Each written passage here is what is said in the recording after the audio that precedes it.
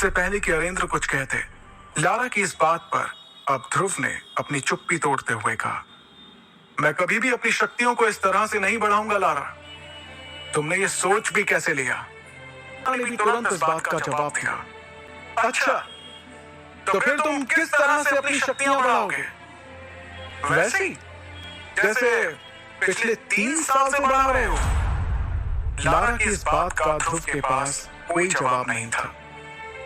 Lara ने अरेंद्र के पास जाकर उन्हें इत्मीनान से कहा, ठीक है, अगर आप इस करिश्माई शरबत को तोहफे के तौर पर नहीं लेना चाहते तो क्या आप मुझे इसके बदले में कुछ दे सकते हैं? लारा की इस बात पर अरेंद्र ने बिना कुछ सोचे समझे कहा, हाँ बिल्कुल, क्यों नहीं, हम तुमसे इस शरबत को लिए बिना भी तुम्हें जो चाहिए वो दे सकते हैं। लारा ने बेझिझक जवाब दिया, मेरे और आपके परिवार के बड़े लोगों ने सालों पहले ध्रुव और मेरा जो रिश्ता तय किया था, मैं उसे आज तोड़ना चाहती हूं। लारा के मुंह से इस बात को सुनकर ध्रुव, उसके पिता अरेंद्र और वहां पर मौजूद सभी लोगों के पैरों तले जमीन सरक गई। एक पल के लिए वहां सन्नाटा छा गया। किसी को भी इस बात पर यकीन नहीं हो रहा था कि लारा ने अपने और ध्रुव के रिश्ते को तोड़ने की बात कही थी। अगले ही पल अरेंद्र ने अपनी नाराजगी जाहिर करते हुए तेज आवाज में कहा, लारा, ये जानते हुए भी कि ये रिश्ता तुम्हारे और हमारे परिवार के बड़े लोगों ने तय किया है, तुम कैसे रिश्ते को तोड़ने की बात कर सकती हो? तुम जानती हो ना ये कितना गलत माना जाता है? अरेंद्र की नाराजगी के जवाब में लारा ने बड़ी ही बेफिक्री के साथ कहा, यह रिश्ता जरूर परिवार के बड़े लोगों ने तय किया था, लेकिन तब और अब में काफी फर्क आ चुका है। आज मेरे और मेरे परिवार के लोगों की शक्तियां कहां से कहां पहुंच चुकी हैं, जबकि ध्रुव पिछले 3 सालों से वहीं पर अटका हुआ है। लारा के मुंह से अपने और अपने परिवार की बेइज्जती होते देखकर अब ध्रुव से रहा नहीं जा रहा था। उसे लारा पर बहुत गुस्सा आ रहा था। तभी लारा ने अपनी बात को आगे बढ़ाते हुए कहा, और वैसे भी सभी जानते हैं कि मैं इस वक्त अंबर दल की लीडर बनने वाली हूं, और इसके लिए ये बहुत जरूरी है कि मेरा किसी कमजोर के साथ कोई संबंध ना हो। इसलिए बेहतर यही होगा कि ये रिश्ता आगे बढ़ने से पहले यहीं पर टूट जाए।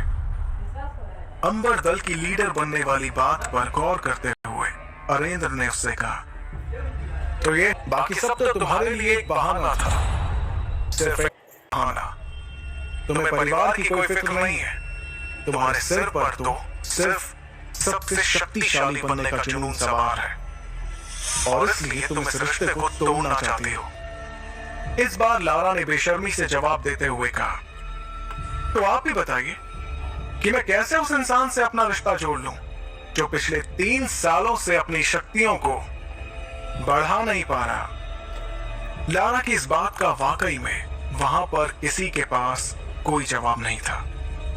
तब लारा ने दोबारा उस करिश्माई शरबत की तरफ देखते हुए कहा, अब आपके लिए यही बेहतर होगा कि आप मेरी बातों को मान लें और इस करिश्माई शरबत को स्वीकार करते हुए इस रिश्ते को तोड़ दें, क्योंकि आप भी जानते हैं ये शरबत कितना कीमती है और ध्रुव के लिए कितना जरूरी है।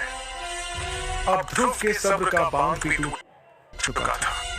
वो लारा के ठीक सामने आकर खड़ा हो गया और उसकी आंखों में आंखें डालते हुए बोला, ठीक है, तुम्हें इस रिश्ते को तोड़ना है तो ये टूटेगा, जरूर टूटेगा। ध्रुव के इतना कहते ही सभी हैरानी से उन दोनों के चेहरे की तरफ देखने लगे। तभी ध्रुव ने अपनी बात को आगे बढ़ाया, लेकिन इस रिश्ते को तोड़ने से पहले हमारी शादी होगी, और उसके बाद मैं तुम्हें तलाक देकर इस रिश्ते को हमेशा हमेशा के लिए तोड़ दूंगा। बताओ, है मंजूर? ध्रुव की इस बात पर लारा ने तपाक से गुस्से में झल्लाते हुए कहा, ये क्या बकवास कर रहे हो तुम? तुम्हें मालूम भी है इससे मेरे परिवार की कितनी बदनामी होगी? तब ध्रुव ने बड़े ही इत्मीनान से जवाब देते हुए कहा, तो जो तुम कर रही हो उससे हमारे परिवार की बदनामी नहीं होगी? जब बदनामी होनी ही है तो क्यों ना दोनों की ही हो? इस जवाब पर लारा ने तेवर दिखाते हुए कहा, मुझे यकीन नहीं आ रहा है कि मैं उसी ध्रुव से बात कर रही हूं जिसे मैं कुछ सालों पहले मिली थी। ध्रुव ने बिना वक्त गवाए अपने उसी अंदाज को बरकरार रखते हुए कहा, मुझे भी यकीन नहीं हो रहा है कि कैसे तुम इस करिश्माई शरबत की आड़ में इस रिश्ते को खत्म करने के लिए बिना कुछ सोचे समझे यहाँ चली आई। इतनी बातें करते हुए ध्रुव और लारा दोनों के चेहरे एक दूसरे के बहुत ही नजदीक आ गए थे। उन दोनों की आंखें एक दूसरे को घूरे जा रही थीं। माहौल गर्माता हुआ देखकर लारा के बॉडीगार्ड्स अपनी जगह से आगे बढ़े, लेकिन अगले ही पल लारा का एक इशारा मिलते ही उन सभी ने अपने आप को रोक लिया। फिर लारा ने अपनी बात को आगे बढ़ाते हुए कहा, मेरे पास एक तरीका है जिससे हम इस रिश्ते का फैसला कर सकते हैं। ध्रुव ने उससे पूछा, और वो क्या है? लारा ने कहा, 3 साल बाद हम दोनों के बीच एक मुकाबला होगा। अगर उस मुकाबले में मैं जीत गई तो तुम्हें इस रिश्ते को तोड़ना होगा, और अगर तुम जीत जाते हो तो वही होगा जो तुम चाहोगे। लारा की ये शर्त सुनते ही शौर्य महल में एक सन्नाटा छा गया था। अब सभी की नजरें ध्रुव के जवाब का इंतजार कर रही थी। क्या ध्रुव अपनी मंगेतर लारा की शर्त मानेगा?